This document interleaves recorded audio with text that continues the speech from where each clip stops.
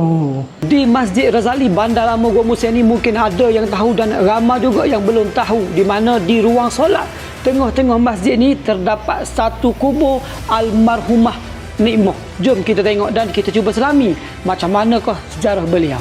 Okey, di sebelah kanan saya ni terdapat kubur almarhumah Nikmah yang terletak di tengah ruang solat lelaki.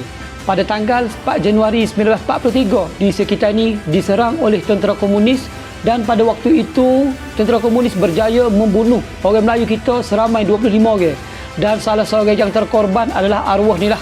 Di mana pada waktu itu arwah berusia lebih kurang di 20 dan juga beliau pada waktu itu seorang perempuan yang sedang sangat mengandung lah.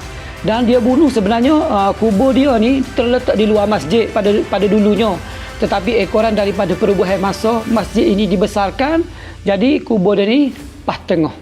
Kalau dulu kubur ni dia bentuk macam kubur lah. Kubur yang kita tengok di tanah perkuburan tu, dia ada pagar dan dia ada tanah. Kubur itu ada batu nisan depan belakang. Jadi penduduk kampung dekat sini dia mengadu, dia rasa macam takut sikit sebab bila dia mari nak sembahyang subuh, bayar gelak-gelak lagi naik atas masjid ada kubur.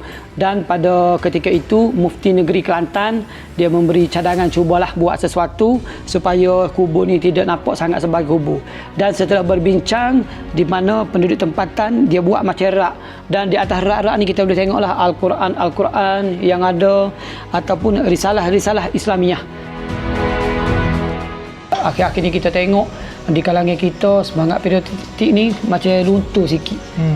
Jadi saya seru kepada semua yang mana tengok video saya ni, kalau ada masa jom kita cuba jejak sejarah yang berlaku di Gua Musang, dan sama-sama kita semai semangat cinta kepada tanah air. Kita dijajah berabad-abad lamanya, dan kita janji dengan diri kita sendiri, kita akan bela bangsa kita, kita akan bela tanah air kita supaya tidak lagi dijajah.